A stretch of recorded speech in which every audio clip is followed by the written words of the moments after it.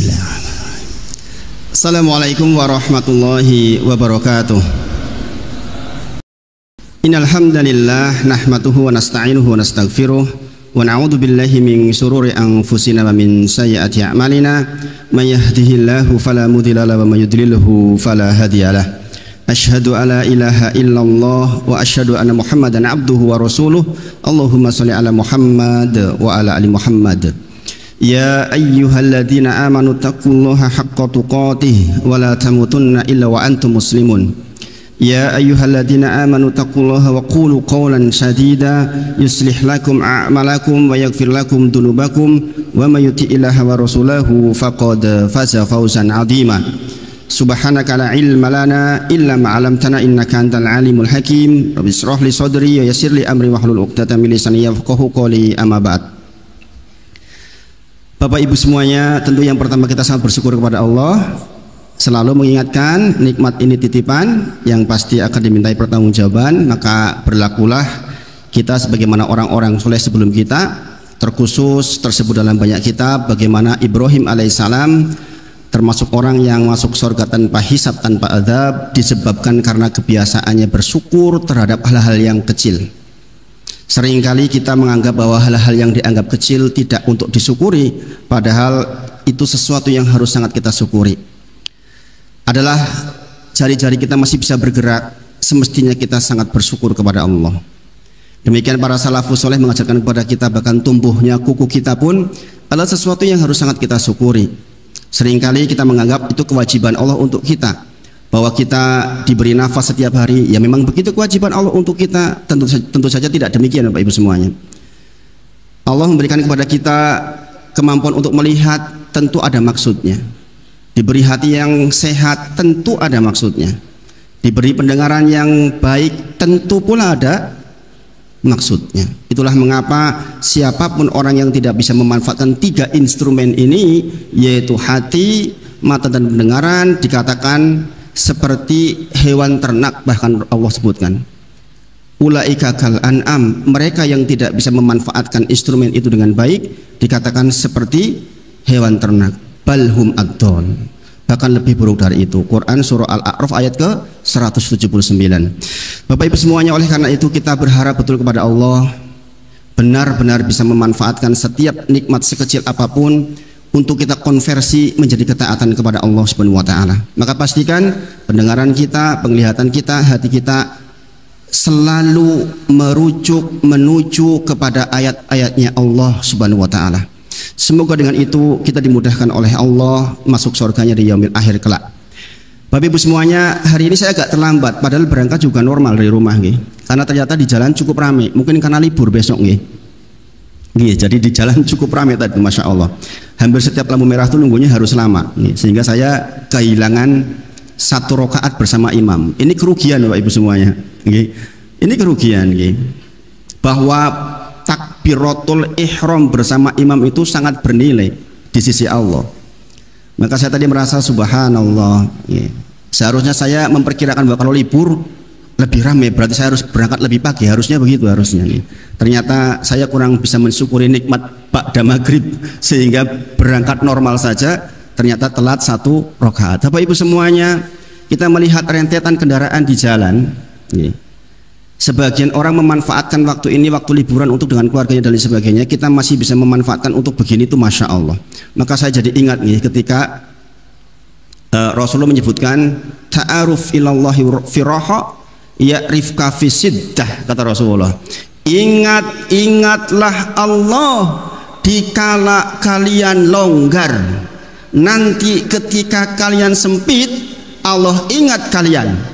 Bapak Ibu semuanya, waktu kita malam hari ini sebagian orang mungkin mengatakan longgar karena besok liburan, maka sebagian kemudian beraktivitas yang kadang-kadang justru menghilangkan hal pokok.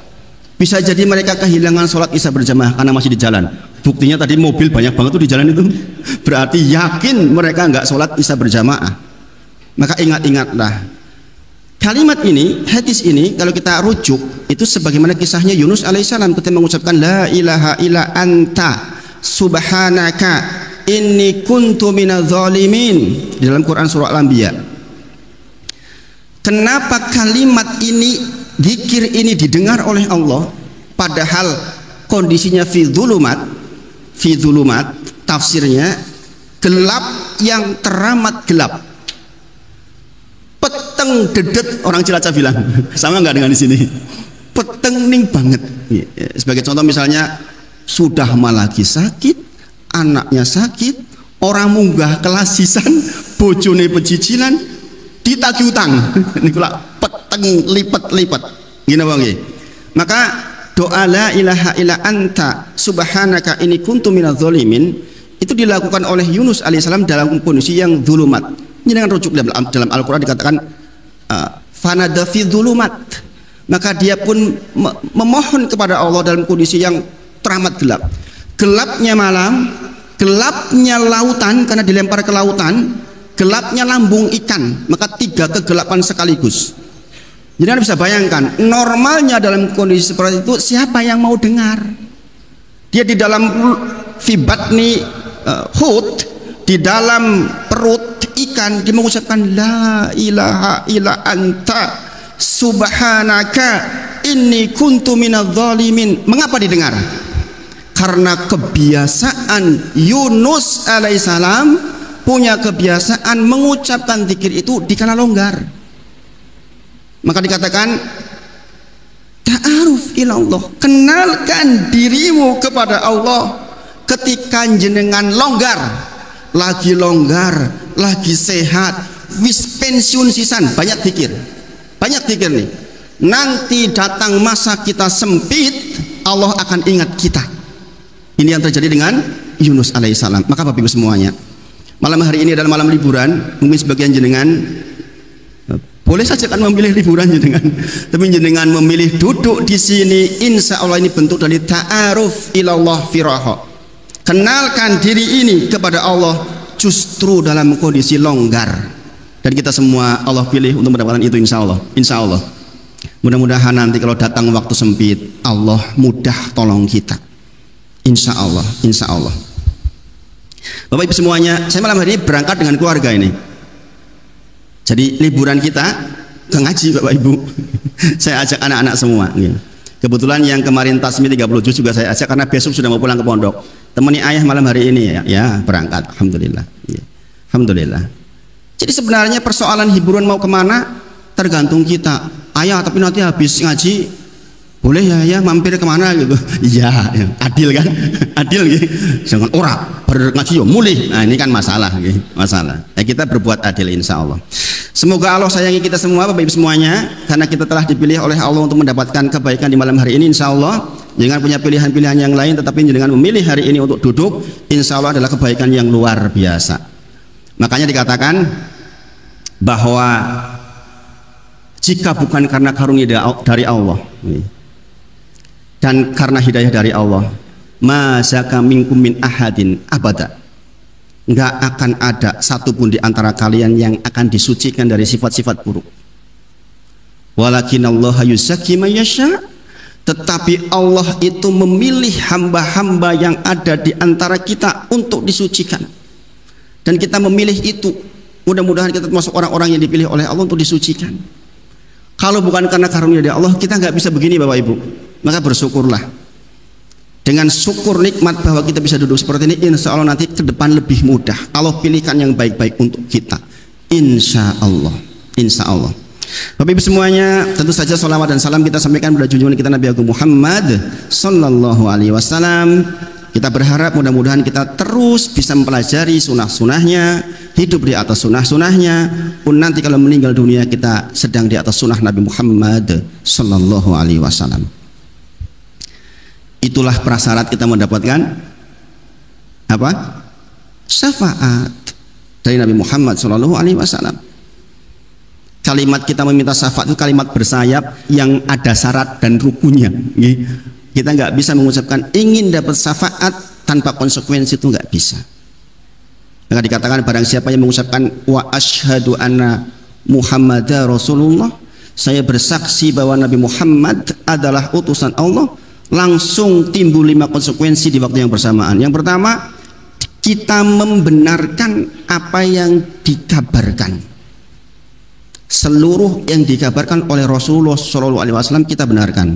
Salah satunya yang kita pelajari kemarin waktu malam Rabu, bahwa dikatakan innamal a'malu binniyat. Kita membenarkan memang amal itu sangat bergantung kepada niatnya. Wa innamal likulli imri'in ma nawa.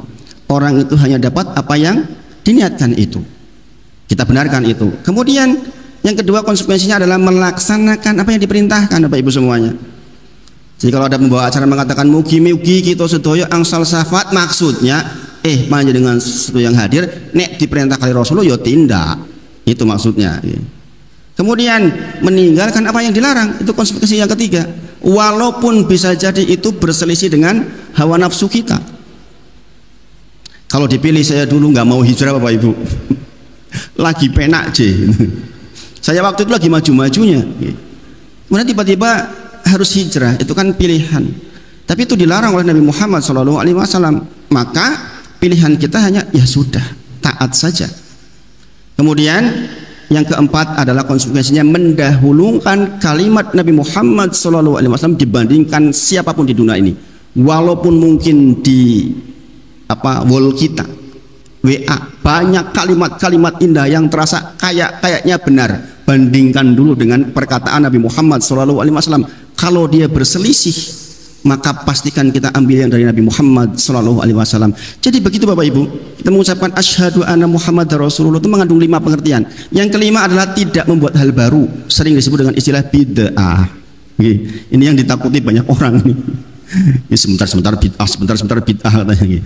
Tapi itu hal tersendiri yang harus kita pelajari lebih dalam. Nah, 5 hal ini adalah klausul yang kita tanda tangan ketika kita mengucapkan wa asyhadu anna Muhammadar Rasulullah. Maka Bapak Ibu semuanya, malam hari ini pun kita insya Allah sedang melaksanakan apa yang Rasulullah perintahkan, bahwa memang perintah tholabul ilmi itu seterusnya Bapak Ibu, sampai kita diambil oleh Allah Subhanahu wa taala. Saya masih ingat kata Pak Mansur, ini memang kesehatan, ini harus sehat ini dengan belajar ini, Masya Allah. Dan saya meyakini itu Pak, saya meyakini itu. Ternyata dengan belajar itu memang luar biasa, luar biasa. Bapak Ibu semuanya, terakhir kita kemarin sudah membahas di subbab tentang kewajiban beriman kepada hari akhir. Kemudian sekarang kita masuk ke bab berikutnya, yaitu persiapan untuk hari keberangkatan. Judulnya begini, persiapan untuk hari keberangkatan. Niko. Jadi kan hendak kemana? Ke negeri akhirat yang sedang kita bahas ini. Maka kita butuh persiapan Bapak Ibu. Sebagaimana dengan ke Jakarta, persiapan, kopernya diletakkan, baju-baju diletakkan, dirapihkan, sangunnya cukup. Apalagi pulang ini tidak akan kembali. Sekali saja dengan pulang dan tidak akan pernah balik lagi. Maka butuhlah kita dengan persiapan yang sangat matang. Nah, judulnya persiapan untuk hari keberangkatan. Bapak Ibu semuanya, di alinea awal dikatakan Imam Ibnul Jauzi rahimahullahu taala, jangan cari sendiri nih. Imam Ibnul Jauzi niku sinten? Niku penting itu. Karena kalau kalimat diucapkan oleh orang besar pasti maknanya luar biasa.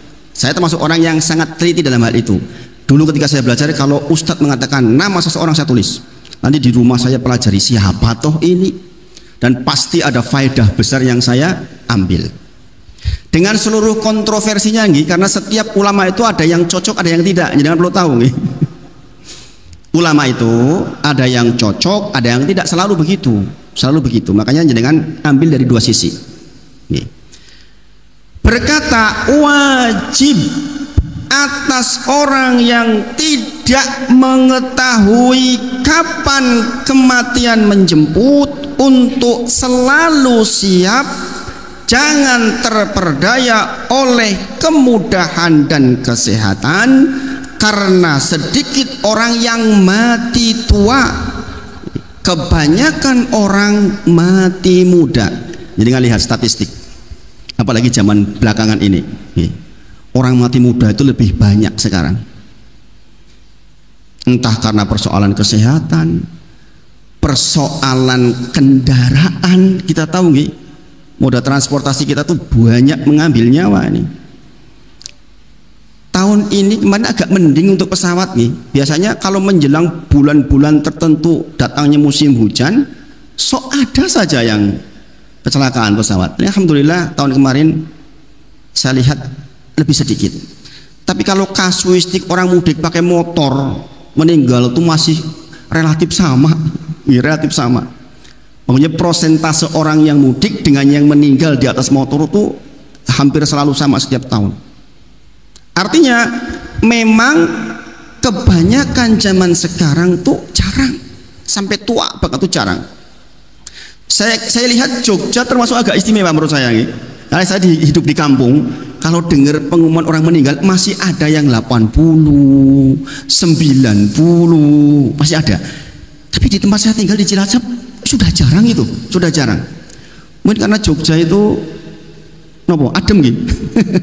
Banyak sesepuh yang masih cukup panjang, masya Allah, alhamdulillah, alhamdulillah. Dan ini fakta gitu. Di sekitar saya yang meninggal 70-an masih banyak, masya Allah. Gitu. Tapi Imam Ibnul Jauzi menyebut secara umum, gitu, kebanyakan orang itu mati muda, nggak mati tua. Walaupun Rasulullah menyebutkan a'maru ummati ma baina sittin ila sab'in. Umur umatku antara 60 sampai 7. Wa aqalluhu ma yajuzu dzalik. Sedikit yang dilebihkan dari angka itu ada, tapi nggak banyak. Ada, tapi nggak banyak. Maka Rasulullah katakan sedikit. Kalau bicara hadis ini antara 60 sampai 70 saja. Bapak Ibu semuanya, jangan perhatikan kalimatnya. Wajib atas orang yang tidak mengetahui kapan kematian menjemput, wajib buat kita untuk selalu siap. Gini bang, gini bang, kita semua nggak tahu kita diambil kapan, itu yang pasti. Gini bang, pastinya kita nggak tahu akan diambil kapan. Maka wajiblah buat dia untuk selalu siap diambil kapanpun. Beda kalau jenengan tahu jadwalnya, ibu-ibu. Ibu-ibu nanti bulan September tanggal 28 mau mati. Jenengan persiapan seminggu lah, seminggu. Siap-siap. Jenengan sholat tahajud, jenengan pikir, semua harta keluarin semua. Bisa, Bapak Ibu. Sayangnya setiap kita nggak tahu kapan kita meninggal, Bapak Ibu semuanya. Maka wajiblah buat kita untuk, jangan perhatikan di selalu siap, Bapak Ibu semuanya. Orang seperti Freddy Budiman nyaman karena tahu nanti jam 12 mau dieksekusi, bahkan ditawari pengen nopo mas, kulo sholat riyin nggih Pak, angsal. Jenengan yang tidak tahu kemudian tahu-tahu datang, enggak bisa menamar saya sholat dulu nggih Gusti Allah 2 rakaat saja, enggak bisa. Wala ta'khiru sa'atan, enggak akan diakhirkan walaupun sesaat. Bapak Ibu semuanya, maka benar sekali ucapan beliau, wajiblah bagi setiap orang yang tidak mengetahui jadwal kematiannya untuk selalu siap. Bapak Ibu semuanya, banyak rentetan ayat dan hadis kalau kita pelajari untuk persiapan menghadapi kematian. Salah satu yang paling melegenda diantaranya adalah kalimat apa? Wa anfiqu mimma razaqnakum min qabli ayatiya ahadakumul maut fayaqula rabbi laula akhartani ila ajalin qarib. Kemudian minta apa? Sedekah. Wa aku minas sholihin. Subhanallah. Salah satu contoh kasuistik orang yang kurang persiapan menghadapi kematian, dia mengatakan, ya Allah, tahan sebentar ya Allah, fa'asoddaqo, saya akan sodakoh ya Allah, wa aku minas sholihin, sehingga saya balik kepadamu sebagai orang soleh, orang yang punya qalbun salim, orang yang hatinya selamat. Satu contoh. Makanya kalau orang berangkat ke kuburan, soal yang dipikirkan banget itu masalah hak adami.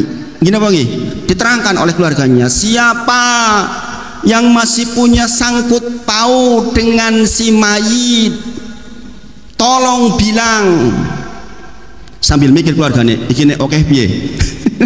Gini apa nggih? Makanya kalau bisa jangan punya hutang Bapak Ibu. Kata Rasulullah, jangan kau teror dirimu. Maksudnya ya Rasulullah, kau punya hutang. Hutang itu meneror diri kita Bapak Ibu, siang malam bikin susah. Orang berhutang mau lewat di depan rumah orang yang dihutangi izin, melipir. Gini apa nggih?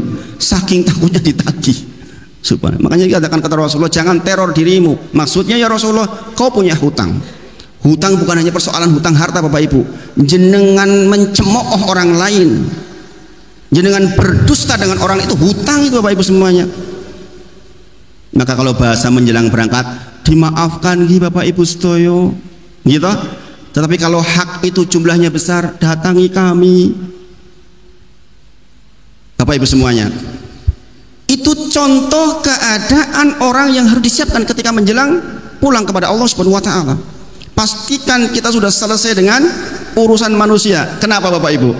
Kalau dengan baca kitab tauhid disebutkan orang pulang kepada Allah dengan dosa sebanyak bumi dan langit kepada Allah masih lebih ringan dibandingkan engkau pulang kepada Allah punya hak adami yang belum selesai.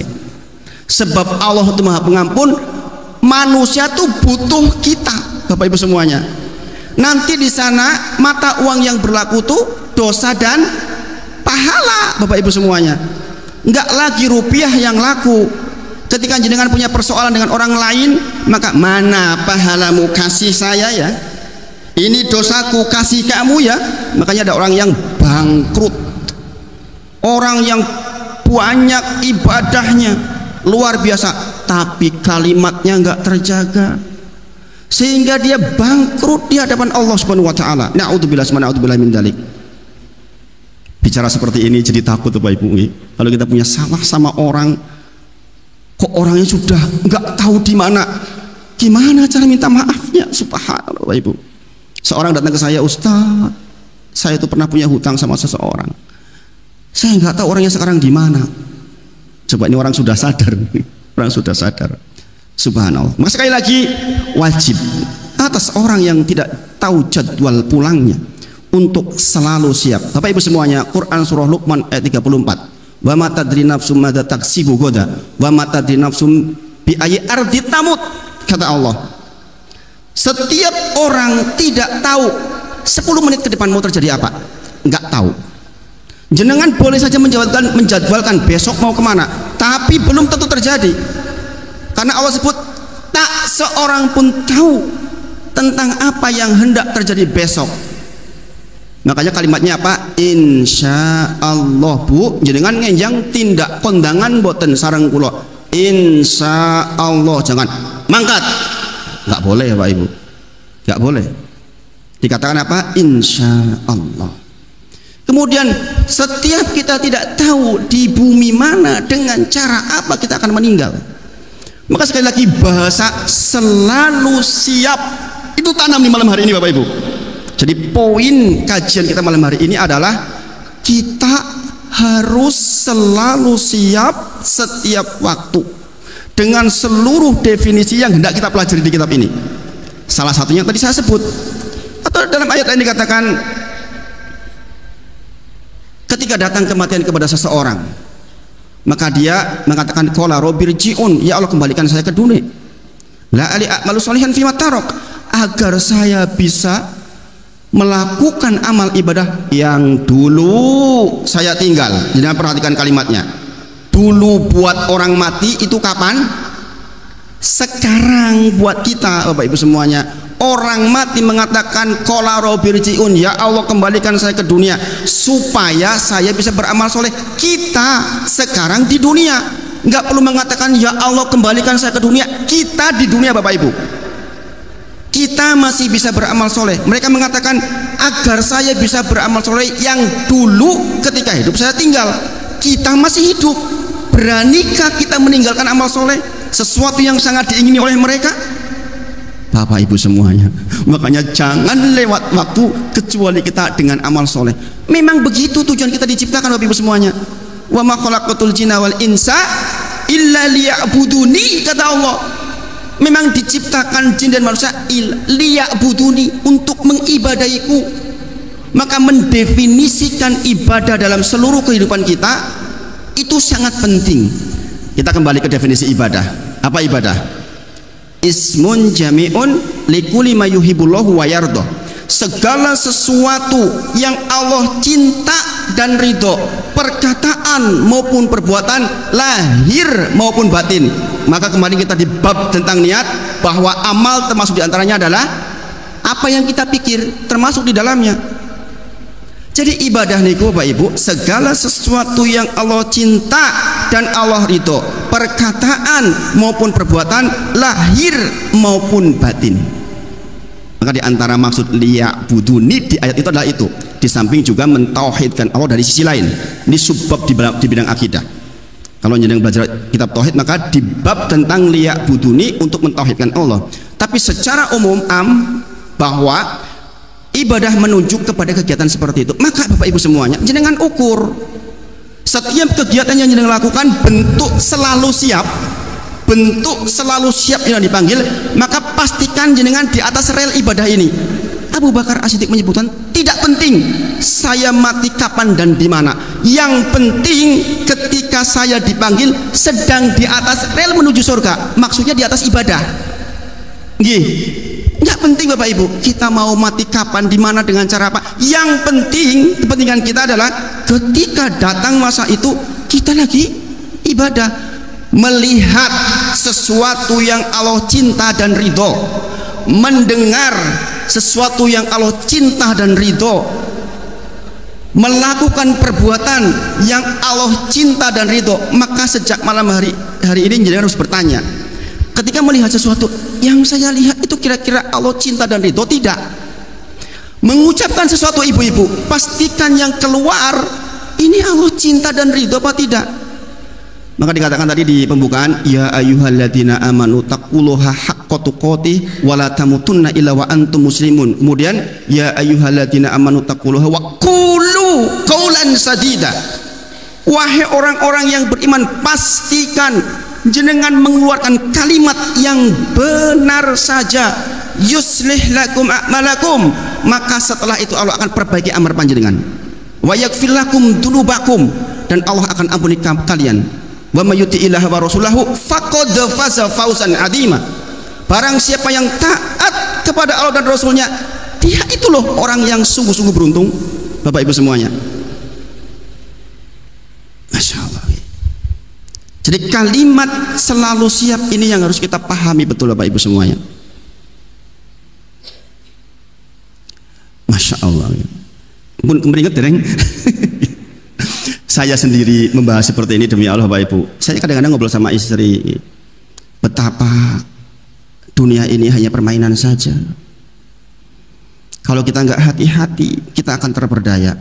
Contohnya tadi, jujur saja saya agak terlalu santai tadi itu, nggak mikir bahwa di jalan bakal rame. Ketinggalan tuh 1 rakaat. Ini buktinya kita tuh nggak bisa lalai Bapak Ibu semuanya. Istri saya bilang tadi di jalan ngobrol, ya kita bakal telat ini Mi.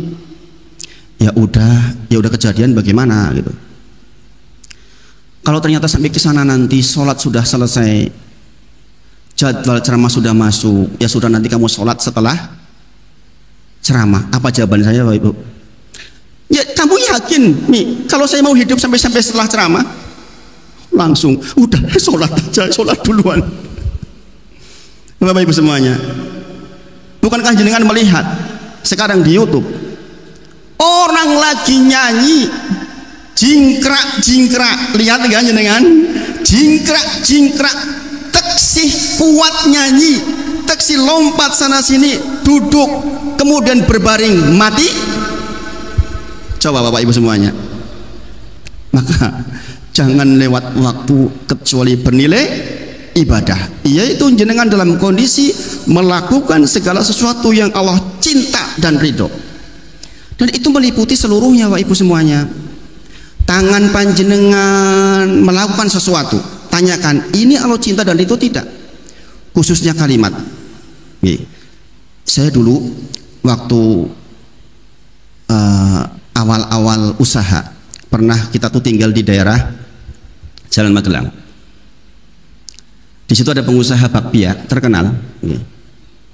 Kebetulan saya kos waktu itu masih ngekos nih di belakang sekitar mungkin 50 meter lah. Tahu-tahu pagi-pagi ribut, ada kejadian bosnya itu ditusuk sama karyawannya.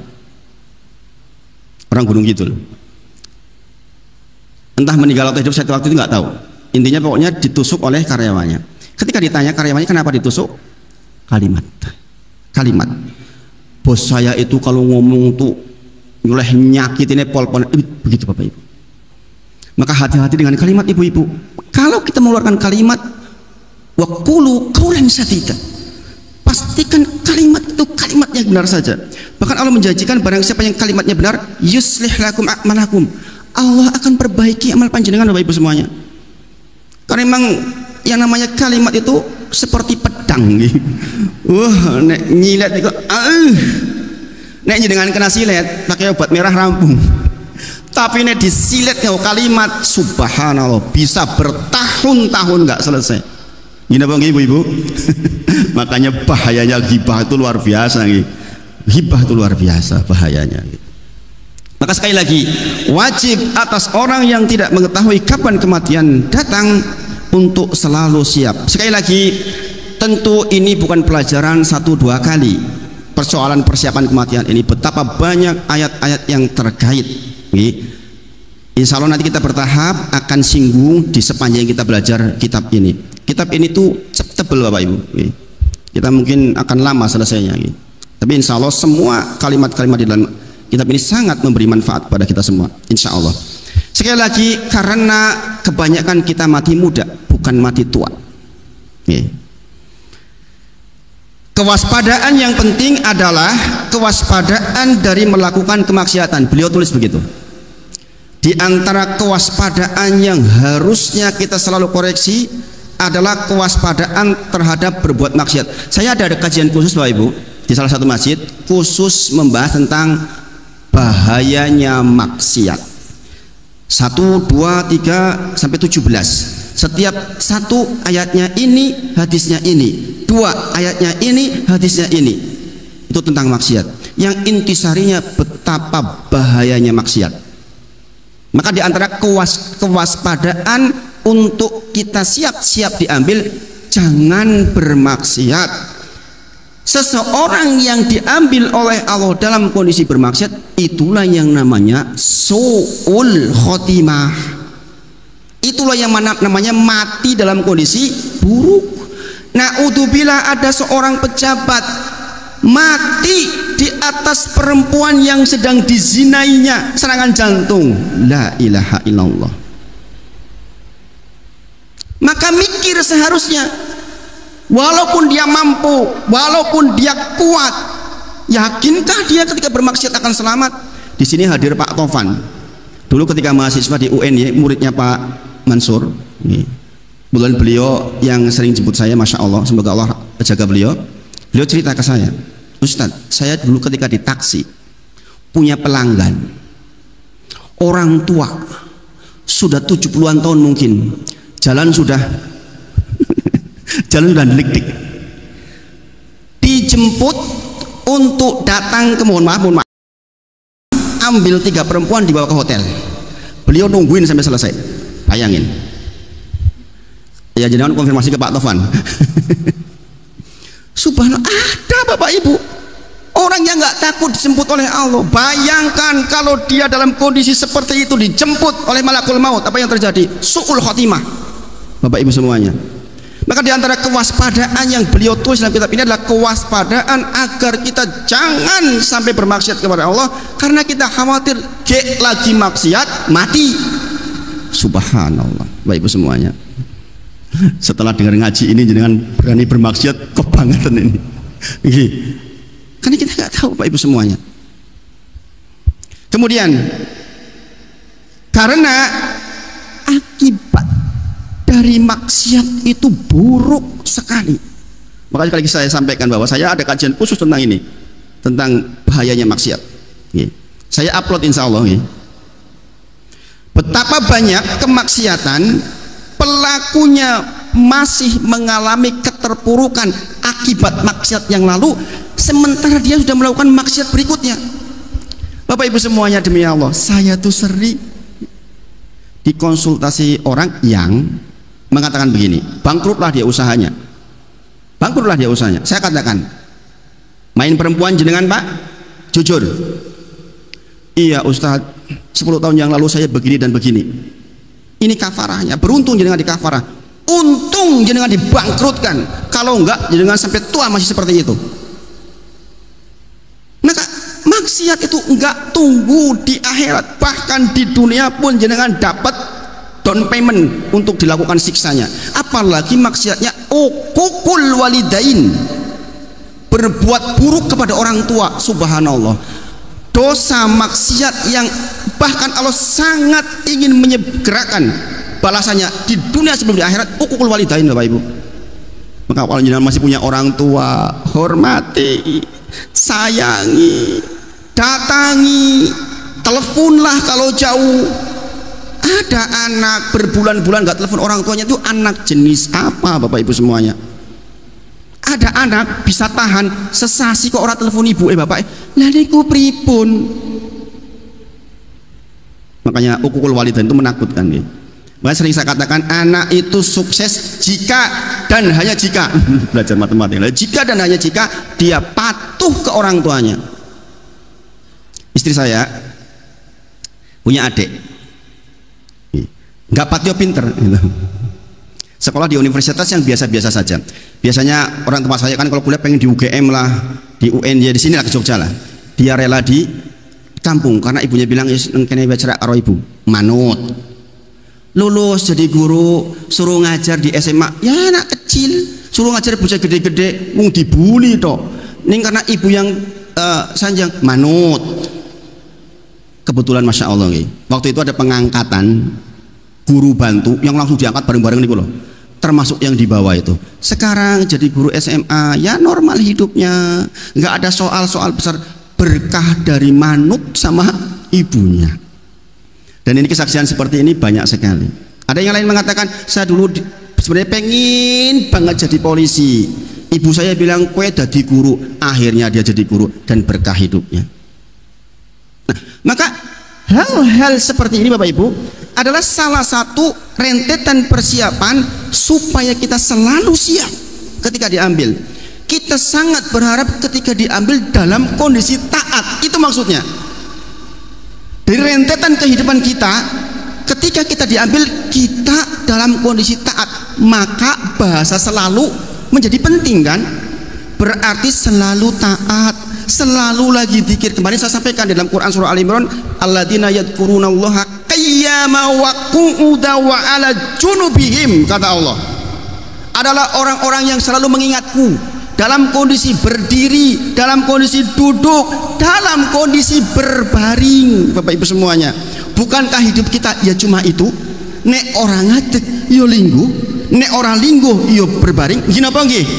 Semua itu dalam kondisi kita zikrullah, ingat Allah. Maksudnya apa?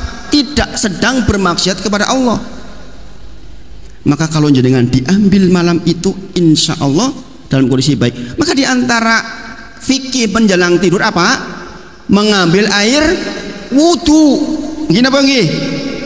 Sebab kita ingin kalau dalam tidur kita meninggal dalam kondisi disucikan. Malaikat masuk ke dekat kita mengatakan ampuni, ampuni, ampuni orang yang wudu. Bapak Ibu semuanya, bayangin.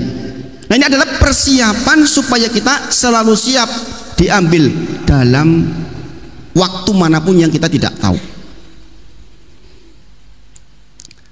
Rasulullah bersabda, ini adalah hadis yang sangat populer, yang insya Allah jenengan sudah berkali-kali mendengar dari banyak ustadz. Nih, tolong diperhatikan. Jadi persiapan menjelang keberangkatan, penulis mengambil dalil dari hadis ini. Kata beliau, nih, dari Ibnu Abbas radhiyallahu anhuma, Rasulullah shallallahu alaihi wasallam bersabda, nih, atau menasihati seseorang dalam kasus ini, yaitu ightanim khamsan qabla khamsin. Langsung paham nggih? Yaitu apa? Manfaatkan 5 perkara sebelum 5 perkara. Nggih. Inilah pun terkenal tuh niki hadis niki. Ini kadang-kadang sok lali. Saya dulu ketika mempelajari ini sekaligus mempelajari surat wal asr. Innal insana lafi khusr. Sesungguhnya manusia itu fi khusr, di dalam khusr, di dalam kerugian. Khusr itu kalau lihat tafsirnya Bapak Ibu, kita seperti di dalam air. Maksudnya bagaimana? Kita rugi dari seluruh arah. Dari atas rugi, depan rugi, kanan rugi, kiri rugi, bawah rugi. Makanya tenggelam di dalam kerugian. Illa, kecuali seperti yang kita pahami. Imam Syafi'i mengatakan andai Allah hanya menurunkan surat ini tok, dalam kitab Ushul Salasah dikatakan cukup untuk jadi hujah katanya. Saking pentingnya surat itu. Ini surat yang diambil di bagian awal di kitab Ushul Salasah. Ketika jangan belajar akidah. Ightanim khamsan qabla khamsin. Manfaatkanlah 5 perkara sebelum 5 perkara.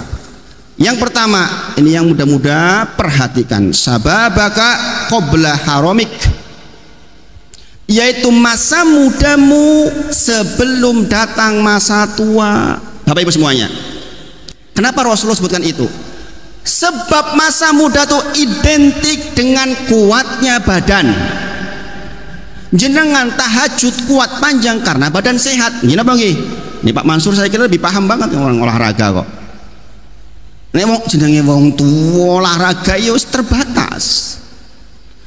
Maksudnya sababaka qabla haramik, masa mudamu sebelum masa tuamu. Karena memang sejatinya masa muda itu masa yang paling produktif. Ustaz, saya sudah tua. Nanti ada solusinya. Kita sudah lewat masa itu Bapak Ibu.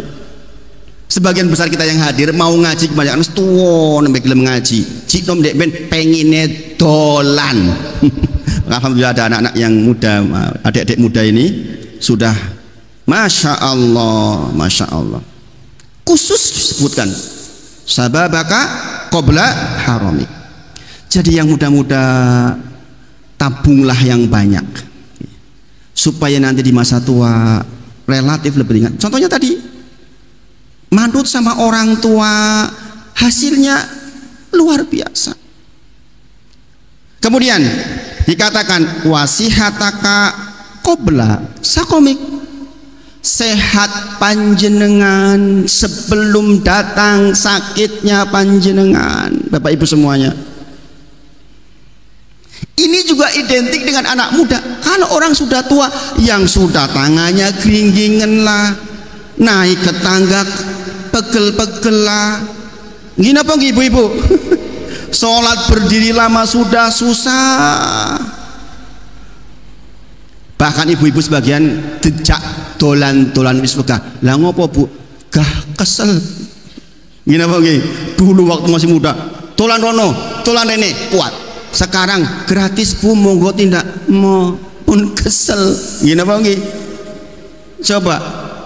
Maka pastikan gunakan masa sehatmu, karena pasti akan datang masa sakitmu. Nggak bisa enggak Bapak Ibu? Walaupun sudah dijagain seperti Pak Mansur Sanjang, dijagain pol-polan, tetap ada waktunya sakit. Dan biasanya kita Bapak Ibu merasakan nikmat sehat ketika sakit. Ngerti ngene wingi pas sehat, ya Allah aku tak yang masjid rajin. Iya saiki wis sakit, giliran sehat lali dalan teng masjid. Makanya dalam ayat ini dikatakan manusia itu penuh dengan keluh kesah. Diberi longgar dia sombong, diberi sempit dia mengeluh. Sifatnya kita begitu Bapak Ibu.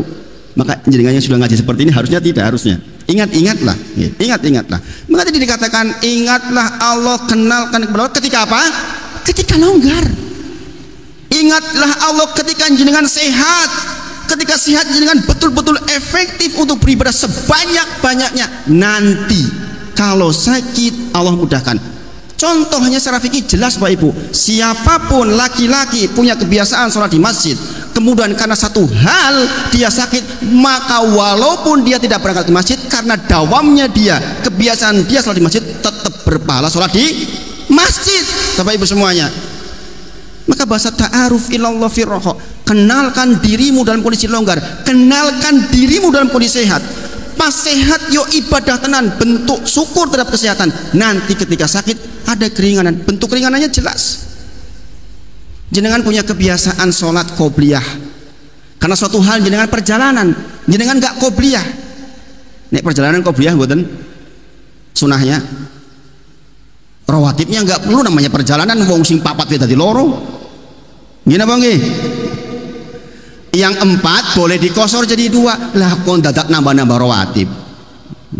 Nggih? Makanya namanya ruksoh.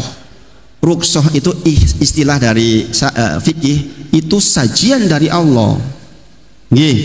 Namanya sajian, jenengan disajikan makanan boten dipundhut tak jenengan tersinggung toh. Makanya jangan kalau lihat ustadz perjalanan memang rawatib enggak. Lah wong si papat sudah di loro kok tambah rawatib niku pripun? Jangan terlalu soleh. Artinya soleh ning kurang alim. Rumongsone nek koyong terus dadi apik. Nah ini pentingnya belajar Bapak Ibu. Maka sekali lagi pastikan ketika jenengan sehat, detik demi detiknya untuk kenalkan diri panjenengan kepada Allah, supaya nanti ketika sakit Allah mudahkan. Saya yakin Bapak Ibu semuanya, jenengan yang sudah sepuh-sepuh udah mulailah merasakan. Gini apa nggih? Entah jari-jari saya tuh ini gering-gering nggak sembuh-sembuh, Pak Mansur. Ini udah lama ini. Dicek yo normal-normal saja, tapi yo nggak nyaman ini, subhanallah. Saya kadang mikir, ya Allah, baru dikurangi ini aja nggak nyaman. Saya bilang ke istri saya kadang-kadang, pegang, subhanallah. Apalagi lebih dari itu.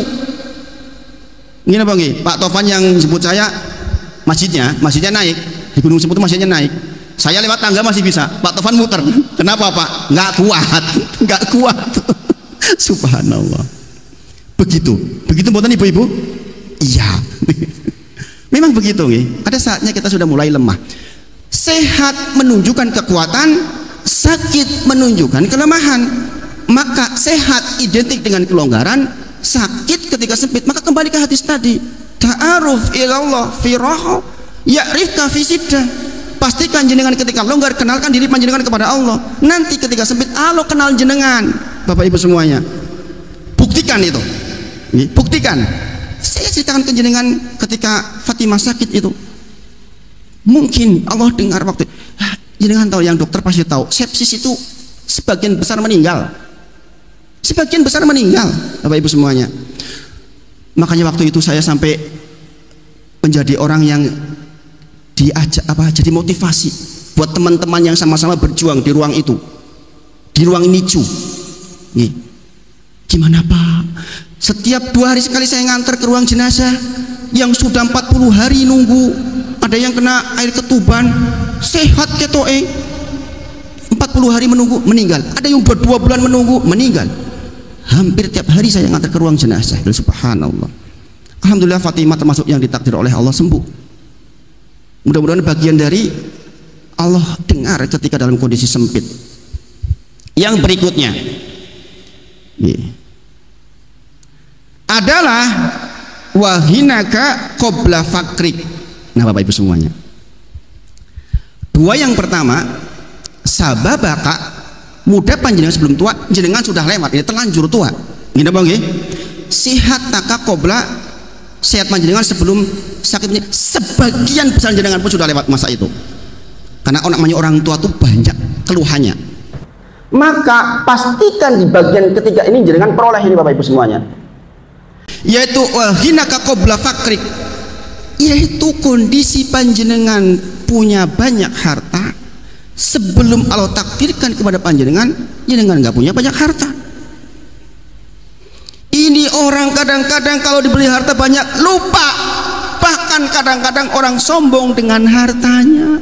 Ingat Bapak Ibu semuanya, setiap nikmat yang Allah turunkan kepada kita bentuknya titipan. Kalau enggak jenengan gunakan dengan baik, pasti memperdaya jenengan. Quran surah Ali Imran 185 di akhir ayat, wa mal hayatud dunya illa mata'ul ghurur. Setiap nikmat yang jenengan peroleh bentuknya apapun, kalau enggak disertai dengan ilmu, akan menjebak panjenengan. Banyak orang sombong gara-gara uang, banyak orang sombong karena jabatan, padahal maksud Allah titipin uang ke dia biar jadi kendaraan masuk surganya Allah lewat titipan bentuk harta itu. Maka lihatlah Quran surah Al-Qasas 77 seperti sering saya sebutkan. Wabtaghi fima atakallahu darul akhirah wala tansa nasibaka minad dunya. Ketika Allah berpesan kepada Qarun, apa kata kalimatnya? Cari itu dengan harta yang kutitipkan kepadamu Qarun, akhirat. Jangan lupakan bagian duniamu. Dunia sedikit Bapak Ibu sebenarnya. Dunia adunu sebentar, dekat. Dunia itu dari kata adunu, dekat. Sebentar aja dunia Bapak Ibu semuanya. Wa ahsin kata Allah, berbuatlah baik kama sebagaimana Allah telah berbuat baik padamu. Ingat Bapak Ibu semuanya.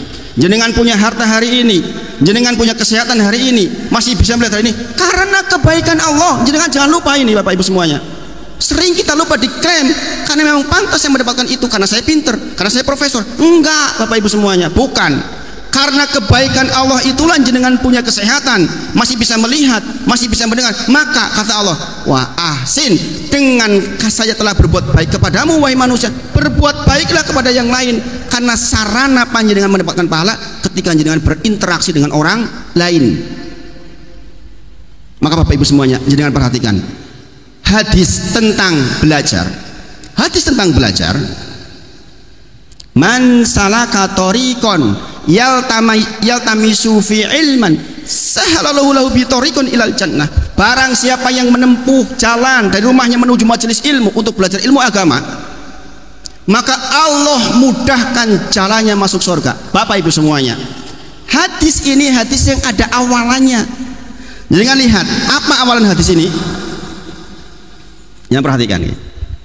Ini terkait dengan gunakan kaya panjenengan sebelum jenengan jatuh miskin. Kata Rasulullah, yang saya bacakan ini Bapak Ibu adalah hadis yang mengawali hadis yang saya barusan bacakan, yaitu hadis tentang orang yang belajar ilmu agama maka akan dimudahkan masuk surga. Sebab orang yang belajar ilmu agama itu menghasilkan 4 hal ini. Yang pertama, man nafasa'an mu'minin kurbatan min kurobi dunya nafasallahu anhu kurbatan min kurobi yaumil qiyamah. Kata Rasulullah, barang siapa yang melapangkan satu kesusahan dunia dari seorang mukmin, maka Allah melapangkan darinya satu kesusahan di hari kiamat. Perhatikan Bapak Ibu, barang siapa yang melapangkan satu kesusahan dunia dari seorang mukmin, maka Allah melapangkan darinya satu kesusahan di hari kiamat. Biasanya di antara kesusahan adalah bentuknya harta, pertolongan harta. Walaupun nasihat bisa jadi. Bagian kedua lebih memperjelas terkait dengan harta. Waman, dan barang siapa yasaro ala muksirin. Siapa muksirin? Barang siapa yang menghilangkan kesulitan orang yang muksirin, orang yang terlilit hutang, orang yang kesusahan uang. Yasarallahu alaihi fid dunya wal akhirah. Bahkan untuk kasus jenengan menyelesaikan hutang orang lain, itu Allah janjikan jenengan akan dimudahkan urusan dunia dan akhiratnya. Bayangin Bapak Ibu semuanya, ini tawaran yang menakjubkan Bapak Ibu semuanya, supaya kita tuh nggak pelit. Maka tadi ayatnya apa? Wabtagi fima atakallahu darul akhirah. Qarun yang sebagai simbol orang kaya itu, maksud Allah kayamu itu untuk tolongin banyak orang, yang dengan itu kamu dapat akhiratmu Bapak Ibu semuanya. Maka kalimat wahinaka, sugihmu, sakturungi miskinmu, jelas terlihat di alam hadis ini. Barang siapa yang menghilangkan kesusahan dalam bentuk uang, ada orang hutang sama panjenengan lah, wong iki ketoke tak nonton usane wis bangkrut, wis rasah bayar. Paham Bapak Ibu? Ning oke Ustadz 100 juta ece. Bapak Ibu semuanya, saya pernah waktu pulang dari Fatimah sakit itu habisnya cukup banyak Bapak Ibu, sehingga saya diantaranya saya masih punya utang 20 juta sama teman saya dulu kuliah di statistik UGM. Saya sempat di matematika UGM 1 tahun sebelum di teknik kimia UGM. Saya 1 tahun sempat di MIPA UGM. Ini kerjanya di BPK pusat. Masya Allah, semoga Allah jaga beliau, semoga Allah sayangi beliau, semoga keluarga beliau dirahmati. Teman saya ini bilang, telepon ke saya 20 itu baru bisa bayar 6 juta karena saya bagi-bagi waktu itu. Tiba-tiba dia WA ke saya, Hit, utangmu sing 14 juta tak bebaskan. Lah kok begitu? Sebagai bentuk rasa syukur saya karena saya naik jabatan. Baik Bapak Ibu, 14 juta banyak apa sedikit? Banyak ya? Banyak. Banyak ya? Saya pribadi Bapak Ibu semuanya, saya ini mudah-mudahan tidak menjadi hilang pahalanya, sebagai hikmah saja. Piutang saya di luar mungkin hampir 1 M Bapak Ibu, nggak saya tagih lagi. Satu tempat sampai hampir 400 juta. Ada tetangga dekat 42 juta. Saya mau nagih bagaimana? Ditagih lah, cara wong disembelih wis metu ora metu getihe. Udah bangkrut. Ngapain saya sibuk-sibuk nagih? Saya ingat ini, waman yasaru ala mu'sirin, barang siapa yang memberikan keringanan, kemudahan buat orang yang susah seperti itu, Allah janjikan, Allah berikan kemudahan kita di dunia dan di akhirat. Dan kita yakin tadi kalimat wa ashadu anna Muhammad Rasulullah apa artinya?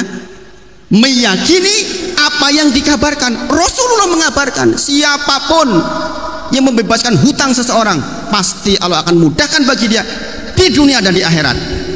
Bukti nyatanya saya diberi ilmu agama Bapak Ibu. Betapa mahalnya ilmu ini. Gina bonggi, gina bonggi Bapak Ibu. Diberi ilmu agama itu sebuah kenikmatan luar biasa, apalagi diberi di waktu yang bersamaan bisa pula menyampaikan.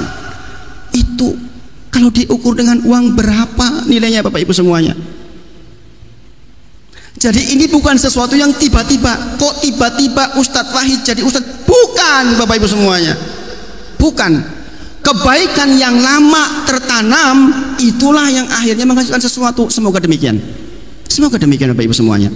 Kemudian waman sataro musliman, barang siapa yang menutupi aib seorang muslim, maka Allah menutupi aibnya di dunia dan di akhirat. Ibu-ibu perhatikan betul, jangan keluar kalimat yang justru membuka aib orang lain. Bahayanya luar biasa. Jenengan akan dibuka aibnya menjelang meninggal, jenengan akan dibuka aibnya ketika di yaumil akhir. Mengerikan. Kemudian yang terakhir, wallahu fi aunil abdi makanal abdu fi aunil akhihi, senantiasa Allah akan menolong seorang hamba sepanjang hamba itu senantiasa menolong hamba Allah yang lain. Baru kemudian hadisnya nyambung, man salaka thariqon, barang siapa yang menempuh jalan ilmu untuk belajar ilmu agama, Allah mudahkan jalan masuk surga. Maka sering saya katakan, agama ini selalu ke atas dan ke samping. Nggak bisa jenengan hanya rajin tahajud saja bertengkar sama tetangga, nggak bisa Bapak Ibu. Agama ini mengajarkan kita baik kepada Allah, rajin ibadah, rajin pula berbuat baik dengan orang-orang sekitar kita. Dengan titipan Allah itulah kita manfaatkan untuk berbuat baik. Wa ahsin, kata Allah, berbuat baiklah sebagaimana aku telah berbuat baik kepada kalian. Ingat-ingat supaya jenengan nggak pelit terhadap pertolongan kepada orang lain. Jenengan tuh punya itu semua karena Allah baik sama jenengan. Jenengan punya harta karena Allah baik sama jenengan. Jenengan sehat karena Allah sayang sama jenengan. Kalau tidak dicabut selesai. Begitu mudah buat Allah menghilangkan harta panjenengan dalam sekejap, hilang. Sehatnya dengan hilang. Maka mumpung belum diambil, pastikan gunakan dengan cara yang baik. Wahinaka qabla fakrik, masa kayamu sebelum masa miskinmu. Yang berikutnya wa faragha qabla suklik, keadaan di mana dengan longgar waktu sebelum sempit. Apalagi orang sudah pensiun. Wong wis pensiun kok malahan tulan wae, ngangkring wae tekan jam loro. Subhanallah. Ya sekali-kali ngangkring boleh, sekali-kali. Pastikan jenengan gunakan waktu luang panjenengan, karena ini yang menjebak kita. Nikmatani maghbunun kasirun minan nas, dua nikmat yang selalu saja menjebak manusia kata Rasulullah, as-sihat wal faragh, yaitu sehat dan waktu luang. Maka orang makin sibuk itu makin efektif. Nggak mungkin orang makin sibuk makin efektif. Orang yang nggak sibuk nggak efektif. makin tidak sehat. Orang pensiun masih punya aktivitas, ngopeni pengajian, jadi pengurus pengajian, ikut sana ikut itu panjang umurnya. Tapi nek bar pensiun meneng wae cepet niku. Nggih. Cepet niku. Wong pensiun kok meneng wae nang omah. Alah cepet niku. Mboten suwe niku dipanggil niku. Nggih. Maka pastikan jangan bermanfaat. Pengurus pengajian di tempatnya Pak Tovan, ibu-ibu udah 70 lebih tahun masih dandan rapi, masya Allah Bu.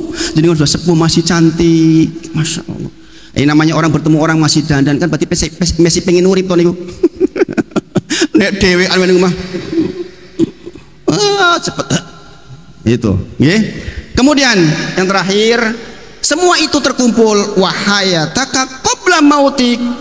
Hidupan jenengan sebelum nanti jenengan meninggal, Bapak Ibu semuanya. Sebagaimana kita tahu di awal tadi, kita nggak tahu jadwalnya kapan. Maka pilihan kita cuma satu, selalu siap.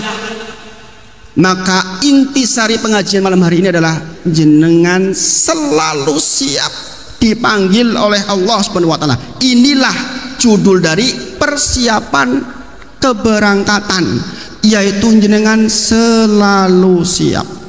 Mudah-mudahan bermanfaat. Mohon maaf jika doa hal kurang pas di hati. Wa akhiru da'wana alhamdulillahirabbil alamin. Assalamualaikum warahmatullahi wabarakatuh. Waalaikumsalam warahmatullahi wabarakatuh. Kami ucapkan jazakumullah khairan katsira kepada Ustadz Wahid Suranto yang telah menyampaikan materinya. Kami juga mengucapkan jazakumullah khairan katsira kepada seluruh jamaah sekalian yang telah ikut serta memakmurkan kajian pada malam hari ini. Semoga apa yang telah kita dengarkan dan dipelajari dapat mendapatkan menambah keimanan kita, memperkuat amal ibadah serta menjadi bekal kita menuju kehidupan akhirat. Amin ya rabbal alamin. Mari kita tutup kajian pada malam hari ini dengan doa kafaratul majelis. Subhanakallahumma hamdika asyhadu an la ilaha illa anta astaghfiruka wa atubu ilaik. Saya selaku pembawa acara mohon maaf. Wabillahi taufiq wal hidayah. Wassalamualaikum warahmatullahi wabarakatuh.